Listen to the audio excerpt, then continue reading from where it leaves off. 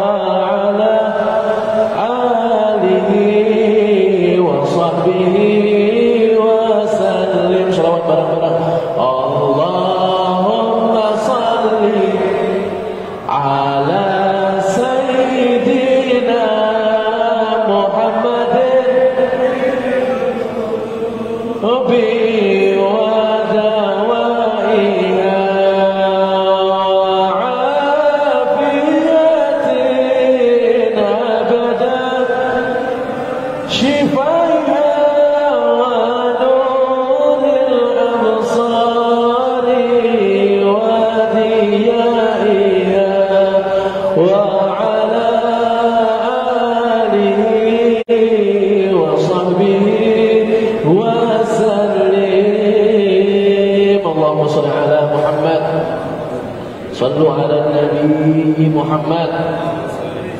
Man asbaha minkum aminan fi sirbihi. Katanya Nabi Muhammad, barang siapa yang bangun tidur di waktu subuh dalam keadaan rumahnya aman dari bencana, aman dari musibah, aman dari serangan musuh. Alhamdulillah pada subuh kali ini dan insya Allah subuh-subuh seterusnya kampung kita aman dari segala bala bencana musibah. Barang siapa, kata Rasul, yang bangun tidur dalam keadaan rumahnya aman dari segala musibah, lalu dia bangun dalam keadaan mu'afan fi jasadihi, bangun tidur dalam keadaan jasadnya, badannya sehat walafiat, wa indahu qutu yaumih, dan dia bangun tidur dalam keadaan dia mempunyai makanan yang cukup untuk dia makan dan keluarganya makan pada hari itu juga. Barang siapa yang bangun tidur dalam keadaan mempunyai tiga hal ini, maka apa katanya Rasul? Faka'annama hizat lahu dunya bihadafiriha. Maka ketahuilah seakan-akan Allah pada saat itu telah memberikan kepadamu nikmat dunia dan seisinya. Maka mari kita syukuri nikmat tersebut dengan ucapan Alhamdulillahi Rabbil Alamin. Lalu bersolawat kepada Nabi Muhammad dengan ucapan Allahumma salli ala Sayyidina Muhammad wa ala ali Sayyidina Muhammad. Sama-sama kita muliakan Bapak Ketua Masjid Al-Ikhlas. Masya Allah, mudah-mudahan masjid ini terus hidup sampai akhir zaman. Mudah-mudahan kampung kita dijauhkan dari segala bala bencana musibah. Para Dewan Takmir yang saya muliakan, Bapak Ketua Takmir, Bapak Marwani, Masya Allah, Mata'anallahu alaihi bikulli hayya. Mudah-mudahan Allah panjangkan umur beliau dalam keadaan sehat walafiat. Ustaz Junaidi yang hadir di tengah-tengah kita, para alim ulama yang tidak bisa saya sebutkan namanya satu persatu, para tokoh masyarakat, para tokoh publik. Mudah-mudahan kita semua mendapatkan barokah, inayah, maghfirah dari Allah Subhanahu wa taala.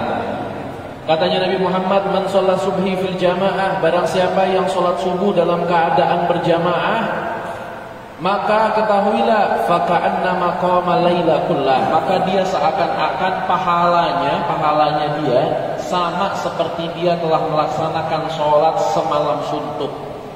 Jadi kalau ada orang yang sholat subuh berjamaah, itu maka pahalanya sama seperti orang yang melaksanakan sholat malam satu malam full. Tapi dalil hadis ini jangan dijadikan dalil untuk malas-malasan sholat tahajud. Bapak kemarin kenapa kok nggak sholat tahajud? Iya, karena katanya Habib, "Man sholat subhi fil jamaah faka'annama sholat laila kullah." Oh tidak, ini maksudnya Nabi bukan begitu. Maksudnya Nabi saking mulianya orang yang sholat subuh berjamaah, maka pahalanya sama seperti orang yang sholat satu malam, sholat tahajud satu malam full. Dan orang-orang yang sholat subuh berjamaah, kata Nabi Muhammad, "Man sholat subhi fil jamaah fakana fi dimatillah." Orang-orang yang sholat subuh dalam keadaan berjamaah, dalam sholat subuh berjamaah, maka pada hari itu juga Allah akan menjamin rizkinya, akan menjamin kehidupannya. Habib, bukankah Allah telah menjamin semua kehidupan manusia? Lalu kenapa, apa bedanya orang yang sholat subuh dengan orang yang tidak sholat subuh berjamaah? Orang yang sholat subuh berjamaah itu dijamin oleh Allah rizkinya lebih daripada orang yang tidak sholat subuh berjamaah. Makanya hadirin, kenapa kok dalam Al-Quran kalimat Bismillah ada dua? Bismillahirrahmanirrahim, Ar-Rahman, Ar-Rahim. Kenapa kok dengan menyebut nama Allah yang Maha Pengasih lalu Maha Penyayang? Padahal kan artinya sama kalau dipikir-pikir. Pengasih ya penyayang, penyayang ya pengasih. Kenapa kok diulang dua kali? Kata ulama tafsir mengartikan Ar-Rahman adalah sifat kasih sayangnya Allah yang secara menyeluruh, yang secara umum. Nikmat sehat, insya Allah semua merasakan. Nikmat punya mata, insya Allah semua orang merasakan. Mayoritas orang punya mata. Nikmat sehat walafiat, mayoritas orang sehat walafiat. Nikmat bisa berjalan, mayoritas orang bisa berjalan, bisa bernafas, bisa melihat, bisa meminum, bisa mendengar, bisa berbicara. Nah ini nikmat yang umum. Dan adapun Ar-Rahman, adapun Ar-Rahim adalah kasih sayang Allah berupa kenikmatan yang khusus. Contoh, nikmat kekayaan, gak semua orang kaya. Ini cuma nikmat-nikmat yang khusus yang Allah berikan kepada hambanya. Nikmat ketampanan, tidak semua orang tampan. Nikmat kecantikan, tidak semua orang cantik.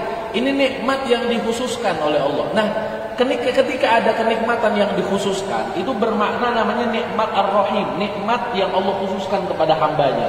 Nah, orang-orang yang sholat subuh berjamaah, maka Allah akan berikan kepadanya nikmat yang khusus dibandingkan kepada orang-orang yang tidak sholat berjamaah. Allahumma shalli ala Muhammad. Lalu hadirin juga perlu diperhatikan, kalau misalkan itu kemuliaan orang yang sholat berjamaah, sholat subuh berjamaah, itu dalil-dalil kemuliaan bagi orang yang sholat subuh berjamaah. Tapi kita juga harus tahu, ada juga dalil-dalil, ada juga hadis-hadis yang menunjukkan orang-orang yang tidak melaksanakan sholat subuh berjamaah. Kata Nabi Muhammad, orang-orang yang tidak sholat subuh berjamaah, ayatul munafikina, salah satu ciri-ciri orang munafik adalah asqalus sholatul isya wa sholatul fajar. Ciri-ciri orang munafik adalah dia itu malas sholat subuh ataupun malas sholat isya.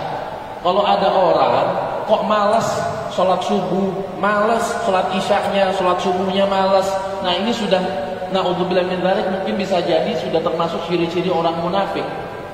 Habib, saya mau tanya, silahkan. Bukankah ciri-ciri orang munafik adalah 3, Habib? Ketika dikasih amanat dia khianat, ketika dia beromong, ketika dia mengucapkan sesuatu dia berdusta, ketika dia berjanji dia berbohong. Bukankah ciri-ciri orang munafik ini cuma 3? Iya memang. Cuman di hadis lain Rasul mengatakan asqalus shalah 'alal munafiqina sholatul fajr wa sholatul isya. paling beratnya orang, ciri-ciri orang munafik yang paling utama adalah orang yang paling malas mengerjakan sholat subuh. Nah, kata ulama, orang yang malas mengerjakan sholat subuh ataupun malas mengerjakan sholat isya, maka ketahuilah orang itu pasti di hatinya ada 3 penyakit. Apa penyakitnya? Yaitu tadi, kalau ngomong pasti dusta, kalau janji pasti bohong, kalau dikasih amanat pasti khianat. Makanya kalau misalkan ada ingin berniaga, ingin berpartner sama seseorang dalam pekerjaan tapi nggak pernah sholat subuh, ada orang yang suka cerita tapi nggak pernah sholat subuh, nggak pernah sholat isya, jangan didengarkan. Maka mungkin bisa jadi, kata Rasul, dia adalah orang-orang yang munafik. Na'udzubillahi min dzalik. Mudah-mudahan kita semua terhindar dari sifat munafik dan terhindar dari orang munafik. Amin ya rabbal. Lalu hadirin perlu diingat juga, alhamdulillah pada pagi hari ini kita sudah melaksanakan sholat subuh berjamaah, alhamdulillah sudah. Dan alhamdulillahnya lagi kita pada pagi hari ini sudah disampaikan kepada bulan yang mulia, bulan yang agung, bulan yang dihimpit oleh 2 bulan yang hebat. Bulan apakah itu? Adalah bulan Sya'ban. Katanya Nabi Muhammad, Ar-Rajabu syahrullah, wa Sya'ban syahri, wa Ramadan syahru ummati. Bulan Rajab adalah bulannya Allah, Sya'ban adalah bulanku, kata Nabi Muhammad, dan adapun Ramadan adalah bulannya umatku. Al-Imam Abu Bakar Al-Waraqi Al-Balkhi, seorang ulama di kota Mesir, beliau mengatakan bulan Rajab adalah bulan yang cocok untuk kita menanam pahala. Sya'ban adalah bulan yang cocok untuk kita menyirami tanaman pahala yang kita tanam. Dan adapun Ramadan adalah bulan yang cocok untuk kita memanen pahala yang kita tanam di bulan Rajab, disirami di bulan Sya'ban, panennya pas bulan Ramadan. Makanya Bapak Ibu, kalau kepengen mendapatkan ampunan Allah di bulan Ramadan, menginginkan pembebasan dari api neraka di bulan Ramadan, maka persiapkan itu semua dimulai dari bulan Rajab dan Sya'ban. Ini sekarang kita sudah masuk ke dalam bulan Sya'ban. Mungkin banyak yang bertanya, lalu bagaimana caranya Beb untuk kita menyirami pahala di bulan Sya'ban? Menyirami pahala di bulan Sya'ban, caranya adalah dengan memperbanyak ibadah, terlebih memperbanyak yang namanya bersolawat. Bulan Rajab adalah bulannya istighfar, Sya'ban adalah bulannya solawat, dan adapun Ramadan adalah bulannya Al-Quran. Solawat kepada Nabi Muhammad bagus apabila dikerjakan di bulan Sya'ban. Katanya Nabi Muhammad, Pak, coba didengarkan. Katanya Nabi Muhammad, man sholla alayya sholatan wahidah, barang siapa yang bersolawat kepadaku sekali aja, qadallahu alaihi mi'ata hajah, Allah kabulkan 100 hajatnya. Sab'una min hajatil akhirah, 70 daripada hajat akhirat, wa salasuna min hajatid dunia, dan 30 daripada hajat-hajat dunia. Apapun itu, orang yang sering bersolawat kepada Nabi Muhammad, maka jaminannya dalam hadis ini Allah akan berikan kepadanya kenikmatan dikabulkannya 100 hajat, 70 hajat akhirat, 30 hajat dunia. Nah, mungkin dari kita yang punya ada musibah, ujian, masalah, problematika yang tak kunjung selesai, maka salah satu cara jalan keluarnya, salah satu kuncinya agar doa kita diijabah oleh Allah adalah dengan memperbanyak yang namanya bersolawat kepada Nabi besar Muhammad sallallahu alaihi wasallam.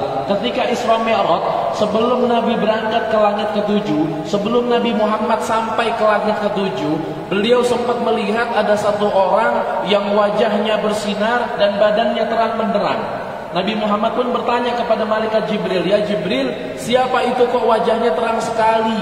Kenapa kok badannya dia bersinar? Lalu katanya Jibril, dia adalah umatmu wahai Nabi Muhammad. Ditanya sama Nabi Muhammad, umatku yang kayak gimana Jibril? Kok wajahnya terang sekali?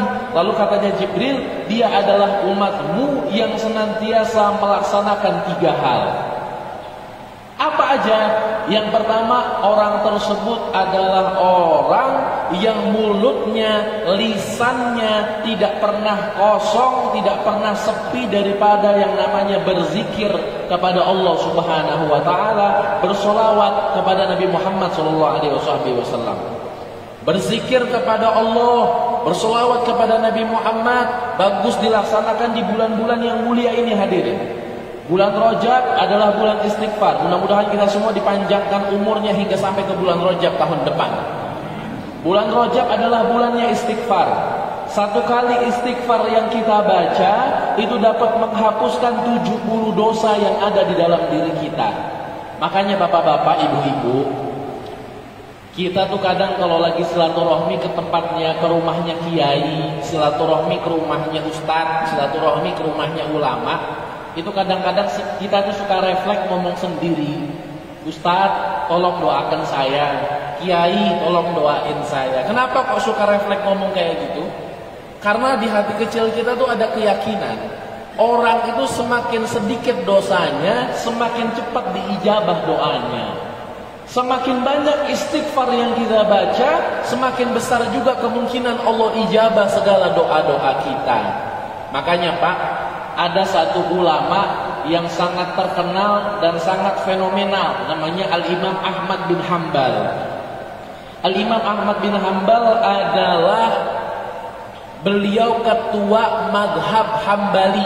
Dalam Islam ada 4 madhab: Hanafi, Maliki, Syafi'i, Hambali. Nah, beliau ini ketuanya madhab Hambali. Suatu hari Pak, Imam Ahmad bin Hanbal ingin berpergian dari kotanya menuju kota lain. Berangkat pagi, belum sempat di kota yang beliau tuju, tiba-tiba waktu sudah malam, azan Isya sudah berkumandang. Akhirnya mau gak mau beliau pun singgah ke kota lain. Beliau masuk ke salah satu masjid yang ada di kota tersebut. Setelah sholat Isya, beliau ngomong ke takmirnya, "Pak, saya kemalaman, saya minta izin bermalam di masjid boleh?" Kata takmirnya, "Oh nggak boleh mas, ini masjid ya, bukan hotel. Kalau mau nginap cari penginapan di sana." Lalu katanya Imam Ahmad bin Hanbal, "Ya Allah Pak, semalam aja, saya ini kemalaman, saya nggak ada tempat tinggal lagi."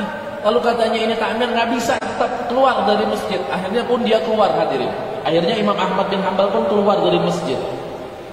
Sampainya di teras masjid, tiba-tiba Imam Ahmad bin Hanbal bertemu dengan Khobbas. Khobbas itu tukang roti, bahasa Arabnya tukang roti, bahasa Arabnya tukang roti itu Khobbas. Ada Khobbas lewat, ada tukang roti lewat, terus ngomong ke takmir, "Pak, ada apa ini kok rame-rame?" Kata takmirnya, "Ini ada satu orang pengen nginep di masjid, pengen bermalam di masjid. Ya saya larang, gak boleh bermalam di masjid." Akhirnya katanya si tukang roti, "Udah gini aja Pak, ini orang nginep di rumah saya. Kebetulan di rumah saya ada satu kamar kosong." Oke siap, diajaklah Imam Ahmad bin Hanbal ke rumahnya si tukang roti. Cuman di perjalanan, Imam Ahmad bin Hanbal melihat si tukang roti ini mulutnya selalu seperti qomat kamit, seperti membaca zikir. Tapi beliau gak banyak tanya, beliau diamkan aja. Jalan-jalan-jalan, sampainya di rumahnya si tukang roti ini hadirin, ini Imam Ahmad bin Hanbal kaget bukan main. Dia melihat si tukang roti rumahnya megah, mewah, besar, hewan ternaknya banyak. Lalu dia pun masuk ke rumahnya ini orang, dijamu makan malam. Setelah makan, Imam Ahmad bin Hanbal pun bertanya kepada si tukang roti, "Mas, kamu ini dari tadi saya liatin mulutnya selalu qomat kamit, baca apa? Kamu ini baca apa dari tadi kok istiqomah banget?" Lalu katanya ini orang, "Wahai fulan, Pak, saya ini gak punya amalan macem-macem. Zikiran saya cuma satu, baca istighfar. Dan alhamdulillah, khasiat dari istighfar yang saya baca, semua doa-doa saya diijabah oleh Allah Subhanahu wa taala. Saya pengen punya rumah mewah, dikasih sama Allah. Saya pengen punya hewan ternak yang banyak, dikasih sama Allah. Saya pengen punya istri yang soleha, dikasih sama Allah." Cuman dari dulu sampai sekarang ada satu doa yang sampai kini belum diijabah sama Allah. Doa apa Pak? "Saya itu dari dulu kepengen banget ketemu sama Imam Ahmad bin Hanbal." Ini si tukang roti dia gak tahu siapa yang di depannya. Allah atur skenario sebagus mungkin. Gimana caranya Imam Ahmad bin Hambal dapat bertemu dengan si tukang roti yang ahli istighfar ini? Karena barokah istighfar yang dia baca. Lalu mungkin dalam hatinya Imam Ahmad bin Hambal, oh gara-gara kamu ini saya diusir dari masjid itu tadi ya. Lalu hadirin Imam Ahmad bin Hambal karena beliau rendah hati, beliau nggak mau banyak ngomong. Beliau nggak mau mengatakan bahwa dirinya adalah Imam Ahmad bin Hambal. Beliau bermalam, paginya baru beliau ngomong dan mengatakan kepada si tukang roti, wahai fulan, mas, ketahuilah bahwasanya aku ini adalah Imam Ahmad bin Hambal. Kaget bukan main, senang terharu karena rumahnya didatengin sama Imam Ahmad bin Hambal, doanya diijabah sama Allah karena barokah membaca istighfar. Tuba liman wajada fi sahifatihi istighfaran katsira, kata Nabi Muhammad. Sungguh beruntung bagi seseorang yang apabila meninggal dia dapati amalan, buku amalannya penuh dengan istighfar yang senantiasa dia baca. Bapak Ibu, ada satu presiden namanya Khalifah Umar bin Khattab. Beliau ini ketika menjabat menjadi khalifah, beliau pernah duduk-duduk di waktu sore di depan rumahnya. Duduk-duduk berdua sama sahabatnya beliau di sebelah kanan. Ketika beliau lagi duduk-duduk, Pak, tiba-tiba datang satu orang ngomong ke Umar bin Khattab, wahai Sayyidina Umar, ya, saya dari kampung sebelah. Di kampung saya itu sudah lama kemarau, udah lama gak turun hujan. Minta amalan, minta doa, biar cepat turun hujan ada nggak? Kata Sayyidina Umar, baca istighfar, insya Allah cepat turun hujan. Oke, siap. Pulang ini orang. Dapat berapa menit tiba-tiba datang lagi orang yang berbeda dengan permasalahan yang berbeda. Ngomong ke Sayyidina Umar, ngomong, wahai Sayyidina Umar, saya ini sudah lama miskin, minta amalan biar cepat kaya ada nggak? Kata Sayyidina Umar, baca istighfar, insya Allah kaya raya. Oke, siap Sayyidina Umar. Pulang ini orang. Dapat berapa menit kemudian datang lagi orang yang berbeda dengan permasalahan yang berbeda pula. Ini orang ngomong ke Sayyidina Umar, ngomong, wahai Sayyidina Umar, saya ini sudah lama nggak punya anak, minta amalan biar cepat punya anak ada nggak? Kata Sayyidina Umar, baca istighfar, insya Allah punya anak. Pulang ini orang. Lalu sahabatnya Sayyidina Umar yang di sebelah kanan bingung. Ini kok Sayyidina Umar ada orang minta amalan biar cepat turun hujan dikasih istighfar, ada orang minta cepat kaya dikasih istighfar, ada orang minta cepat punya anak dikasih istighfar. Kayak nggak ada amalan lain kan? Akhirnya ditanya, kenapa kok Sayyidina Umar begitu? Lalu kata Sayyidina Umar apa? Loh, kamu ini nggak pernah baca Al-Quran kan? Kan dalam Al-Quran dikatakan, istaghfiru rabbakum innahu kana ghafara yursilus sama alaikum midrara wa yumditkum bi amwalin wa banin. Istighfarlah kamu kepada Tuhanmu, karena Tuhanmu ketika kamu beristighfar kepada Allah, apa jaminannya, apa khasiatnya? Yursilus sama alaikum midrara, Allah akan turunkan hujan kepadamu. Wa yumditkum bi amwalin wa banin, dan Allah akan mengkaruniakan kepadamu harta yang melimpah ruah, dan akan menganugerahkan kepadamu anak-anak yang soleh dan soleha. Jadi baca istighfar, insya Allah anak-anak kita menjadi anak-anak yang soleh dan soleha. Istighfar di bulan Rajab, sholawat di dalam bulan Sya'ban. Hadirin, manusia itu kemungkinannya dua. Kalau umurnya pendek, tandanya Allah pengen dia segera berhenti dari dosa. Kalau umurnya panjang, tandanya Allah pengen dia segera taubat. Ada orang nih kayak kita, alhamdulillah masih dipanjangkan umurnya oleh Allah sampai bulan Sya'ban, sampai bulan Rajab. Insya Allah kita semua dipanjangkan umur sampai bulan Ramadan. Kenapa kok Allah panjangkan umur kita? Karena Allah pengen kita segera taubat. Jangan sampai umur sudah panjang, kesempatan sudah datang, tapi nggak taubat-taubat, nggak ada perubahan, nggak ada peningkatan dalam yang namanya beribadah kepada Allah Subhanahu wa taala. Tingkatkanlah ibadah kepada Allah. Apalagi hadirin, katanya ulama, ada satu ulama namanya Al-Habib Muhammad bin Hadi As-Segaf. Beliau mengatakan, barang siapa yang memakmurkan bulan Rajab dengan ibadah, maka Allah akan panjangkan umurnya hingga bulan Sya'ban. Dan barang siapa yang memakmurkan bulan Sya'ban dengan ibadah, maka Allah akan panjangkan umurnya hingga bulan Ramadan. Dan barang siapa yang memakmurkan bulan Ramadan dengan ibadah, maka Allah akan panjangkan umurnya hingga bulan Rajab tahun depan. Mudah-mudahan Allah panjangkan umur kita semua dalam keadaan sehat walafiat. Sudah, itu yang pertama. Yang kedua adalah mereka, kata Jibril, itu adalah orang yang senantiasa meramaikan dan menghidupkan masjid. Bapak Ibu coba dilihat. Katanya Allah dalam hadis qudsi, Allah berfirman dalam satu hadis, inni la'ahummu bi ahlil ardi azaban, kata Allah.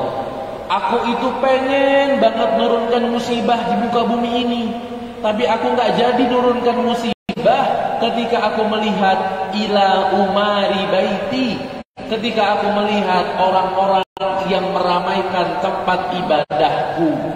Coba diingat Pak, kalau ada kampung, desa, kota yang warganya senantiasa meramaikan masjid, meramaikan musola, meramaikan tempat ibadah, maka dijamin kampung-kampung kayak gitu aman dari segala bala bencana musibah. Tapi kalau ada kampung yang masjidnya sepi, musolahnya sepi, tempat ibadahnya sepi, maka kampung-kampung kayak gini rawan kena bencana. Na'udzubillahi min dzalik. Mungkin kalau Bapak Ibu punya TV, baru-baru ini kita mendengarkan ada saudara muslim kita yang terkena bencana di Jawa Timur. Daerahnya namanya Kota Lumajang. Ada satu gunung namanya Gunung Semeru. Gunung Semeru itu kemarin baru meletus Pak. Setelah meletus, setelah erupsi, itu pemerintahnya, bupatinya mengundang saya untuk memberikan motivasi kepada para warga-warga yang terkena bencana. Saya berikan motivasi Pak. Saya kasih nasihat, saya kasih nasihat untuk bersabar dan segala macamnya. Setelah acara, saya diajak jalan sama panitia Pak. Ini kisah nyata. Saya diajak jalan sama panitia. Habib, bisa ikut kami sebentar? Bisa, saya bilang. Ayo Habib, kami ajak. Saya diajak ke satu kampung yang jaraknya 4 km dari Gunung Semeru. Dekat Pak, dekat. Jaraknya 4 km. Tapi walaupun dekat Pak, jangankan retak tembok, debu vulkaniknya aja nggak nyampe ke tuh kampung. Saya tanya, ini rahasianya apa kok bisa subhanallah aman banget kampungnya? Padahal jaraknya itu cuma 4 km. Gimana kok bisa aman? Ternyata ketika ditelusuri, salah satu amalannya adalah kampung tersebut masjidnya nggak pernah sepi dari kajian Islam selama sebulan. Ada pengajian bulanan, ada pengajian mingguan, ada pengajian subuh dan segala macamnya. Walaupun yang hadir cuma 4-5 orang, yang penting hidup. Zaman sekarang nih orang-orang, kalau pengajian harus 100 orang, harus 200 orang. Yang penting hidup dulu. Kalau sudah hidup sudah gampang, nanti Allah sendiri yang meramaikan. Masjid musolanya harus diramaikan Pak. Masjid sama musola itu sama. Cuman kalau yang ada mimbarnya ini kan ada mimbar. Ini yang ada mimbar ini namanya masjid jami. Kalau nggak ada mimbarnya namanya masjid biasa. Makanya kita itu kalau datang ke musola, itu sholat sunat tahiyatnya bukan usoli sunatan tahiyatul musola, tapi usoli sunatan tahiyatul masjid. Tetap masjid musola ini sama, harus diramaikan, harus dihidupkan, harus disemarakkan. Apalagi kalau sudah ada azan berkumandang. Katanya ulama Pak, ciri-ciri orang yang mati dalam keadaan jelek adalah kalau misalkan ada azan berkumandang tapi dia nggak mau mendengarkan.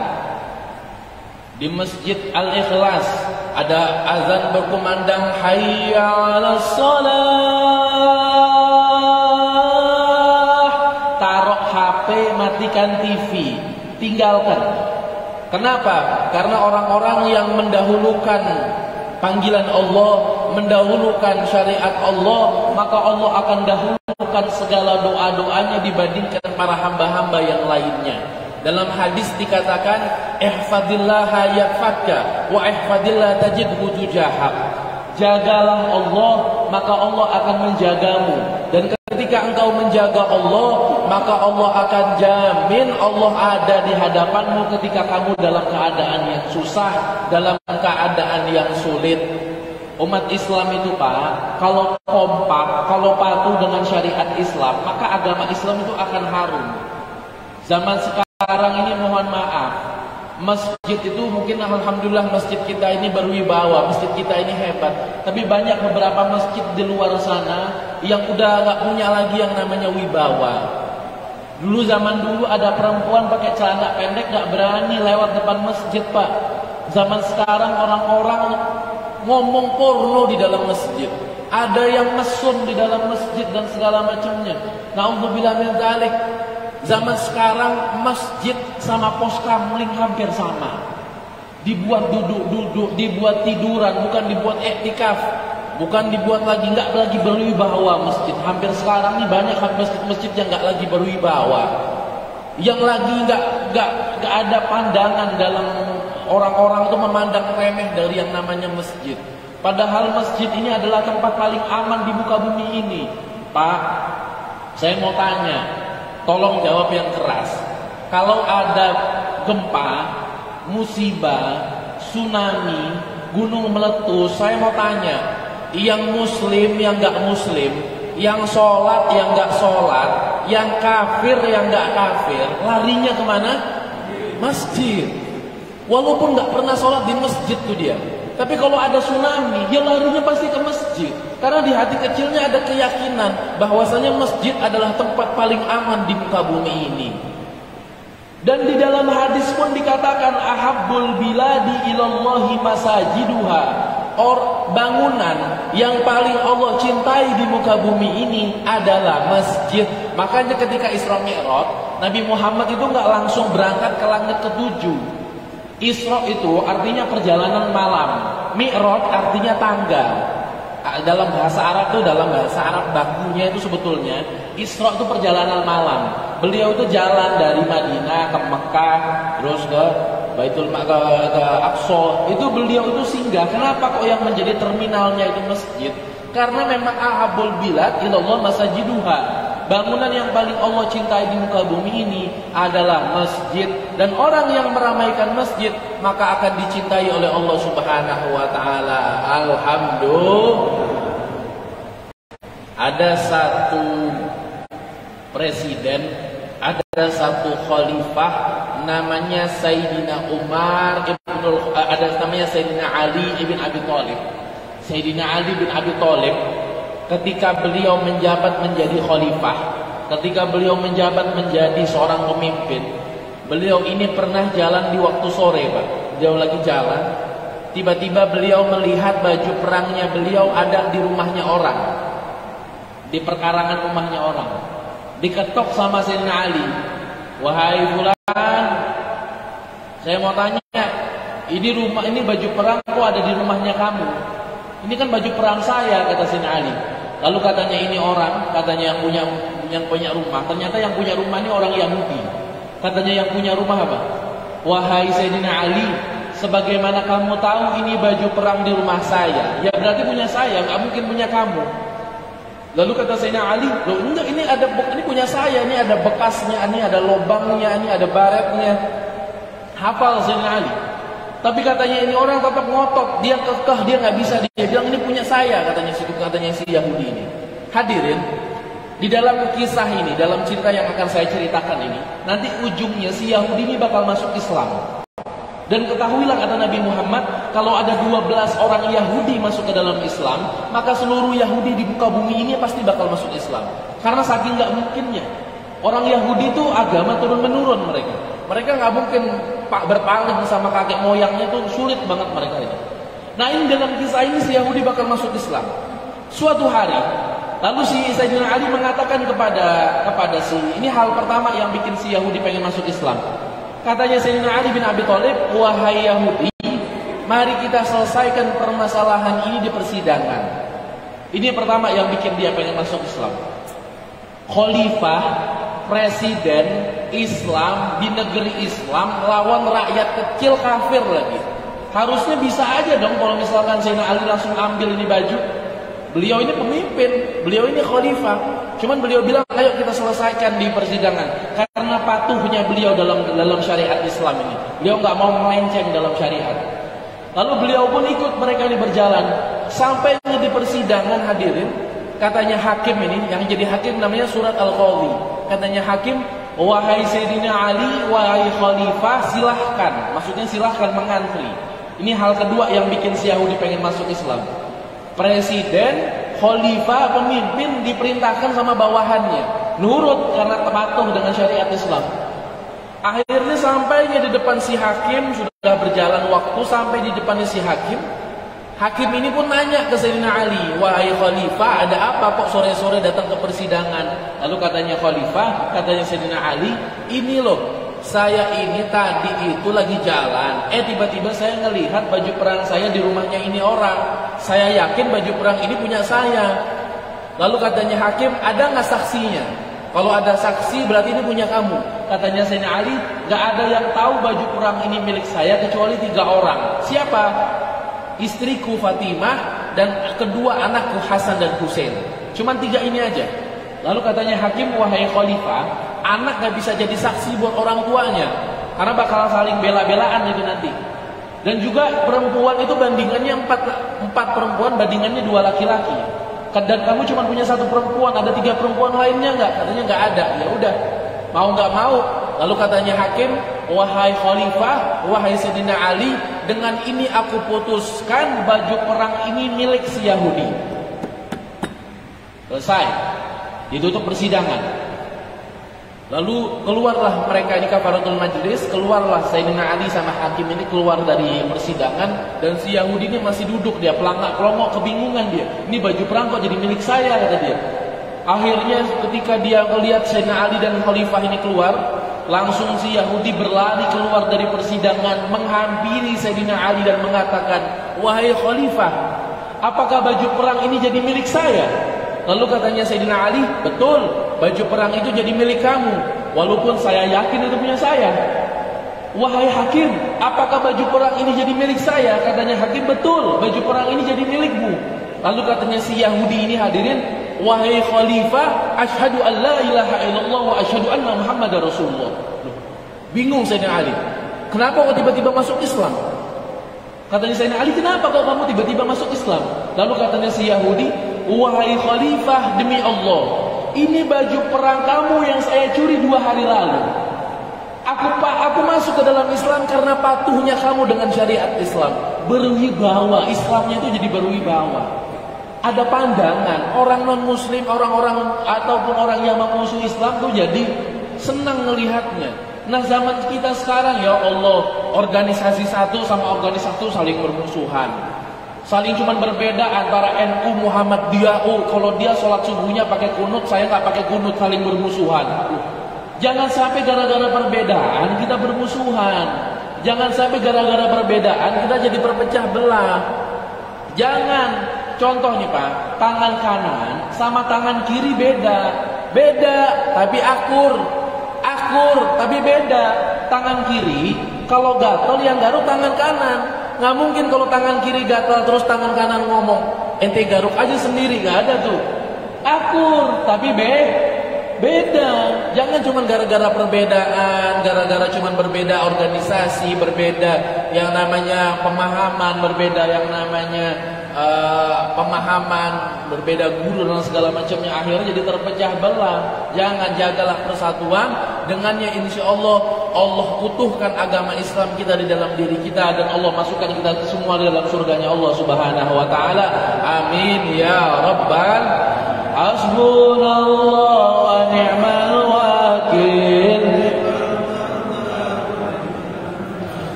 Hasbunallah wa ni'mal wakil, ni'mal maula nasir. Salatullah salamullah ala Rasulillah. Salatullah mullah ala yasin habibillah. Sudah, itu yang kedua. Yang ketiga, yang terakhir adalah kata malaikat Jibril, dia adalah umatmu yang senantiasa sholat di awal waktu. Orang-orang yang sholat di awal waktu pahalanya besar, mendapatkan naungan dari Allah Subhanahu wa ta'ala, berupa wajahnya terang benderang nanti di akhirat, badannya bersinar nanti di akhirat, dimuliakan oleh Allah Subhanahu wa taala bagi mereka yang memuliakan syariat Allah Subhanahu wa taala. Panglima Jenderal Sudirman itu, Pak, itu salah satu jenderal yang paling sakti mandraguna. Beliau itu dari zaman awal penjajahan sampai akhir penjajahan nggak pernah ketangkep, nggak pernah diasingkan, nggak pernah dipenjara. Ternyata ketika ditelusuri, Pak, beliau itu pernah loh. Ketika beliau masuk ke dalam satu rumah, dikepung full sama penjajah itu, nggak ketangkep beliau. Ternyata ketika ditelusuri, Pak, salah satu jimatnya Jenderal Sudirman ini adalah beliau itu adalah orang yang senantiasa sholat di awal waktu. Sholatnya itu selalu awal waktu beliau. Azan berkumandang langsung sholat, cari masjid, cari musola, sholat berjamaah. Nggak kayak kita sholatnya ditunda-tunda, diundur-undurkan, diakhir-akhirkan, akhirnya nggak sholat. Malah ada juga yang sholatnya malah digabung semua. Usolli fardhu subhi wa zuhri wal asri wal maghribi wal isya'i oplosan lillahi ta'ala.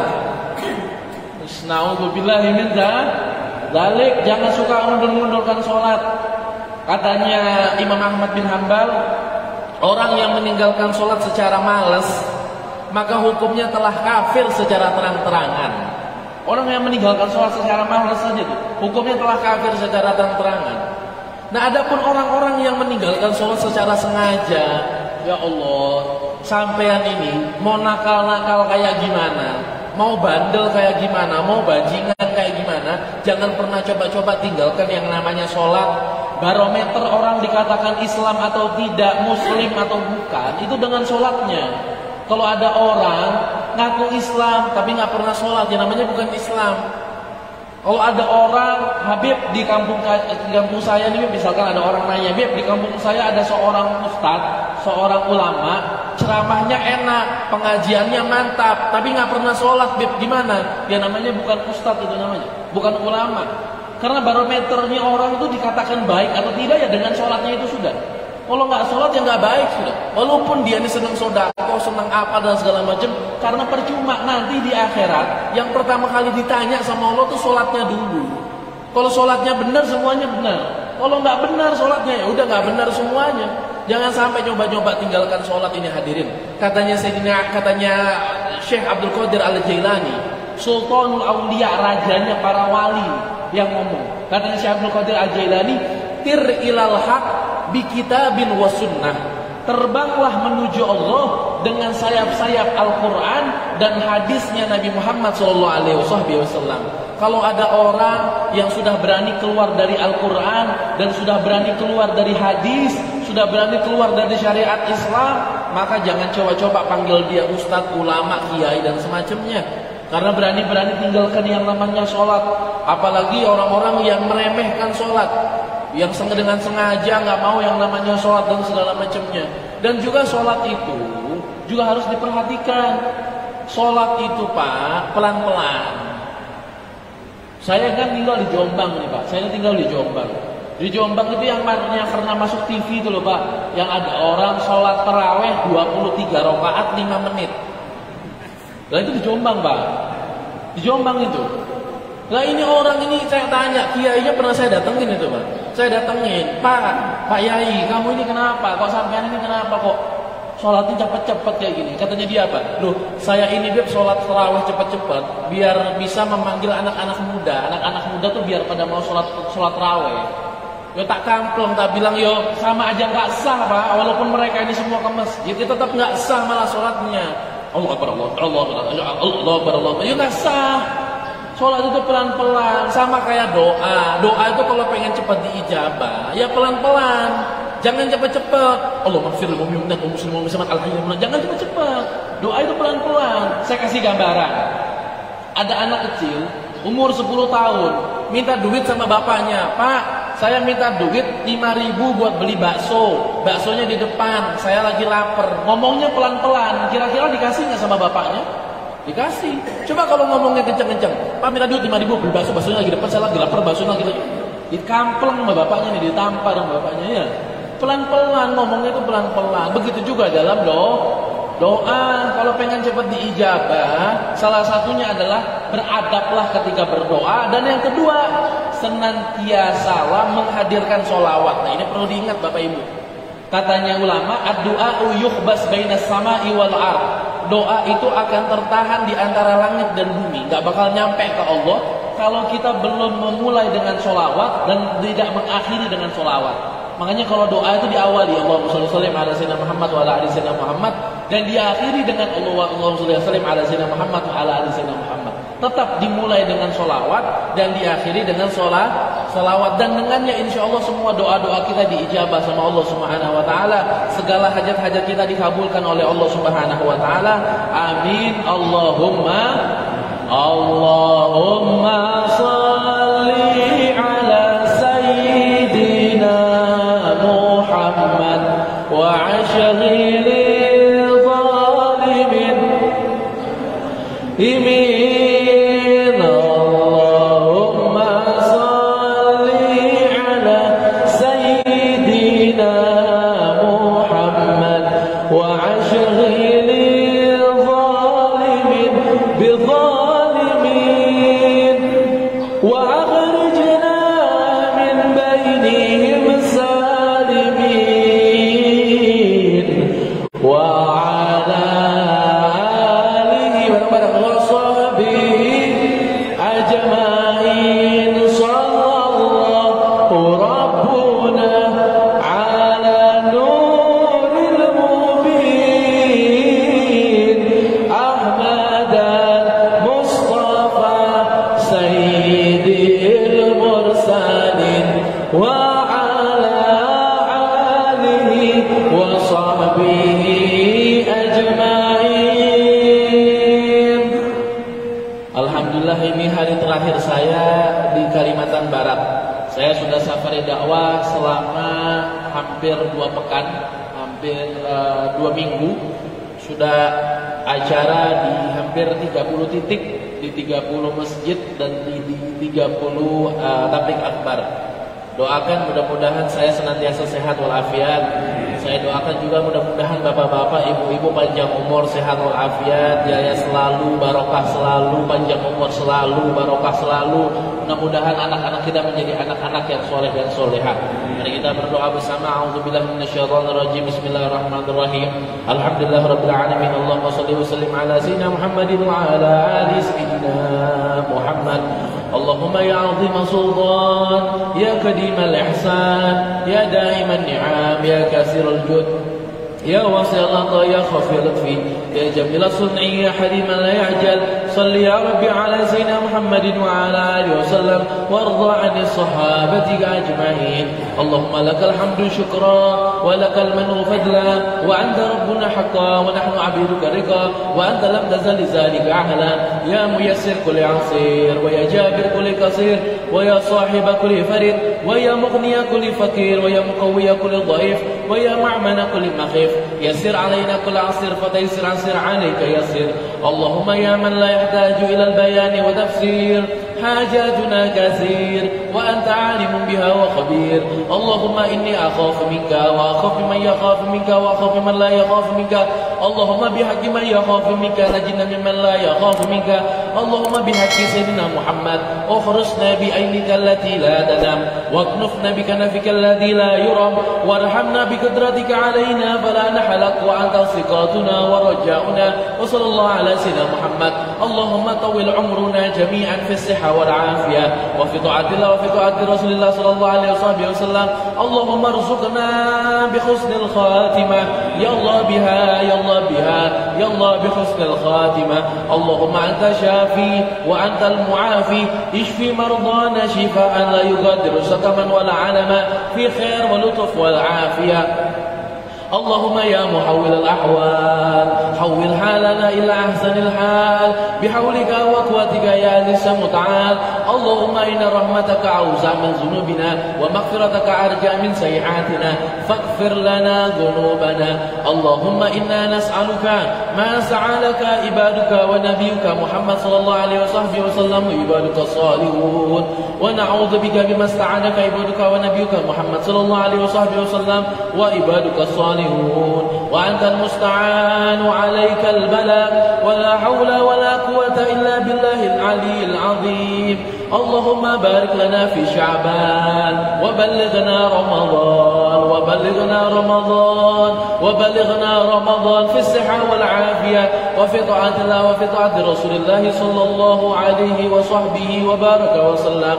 اللهم يا ربي واجمعنا وأحبابا لنا في ذلك الفردوس يا رجوانا.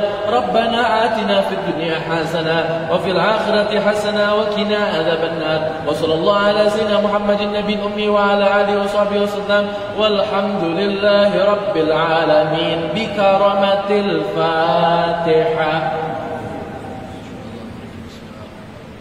Alhamdulillah rabbil alamin arrahmanir rahim maliki yaumiddin iyyaka na'budu wa iyyaka nasta'in ihdinas siratal mustaqim siratal ladzina an'amta 'alaihim ghairil maghdubi 'alaihim waladdallin amin. Sehat selalu Bapak Ibu, panjang umur selalu, barokah selalu. Hadzal minni wa lakum minkum. Wassalamu alaikum warahmatullahi taala wabarakatuh.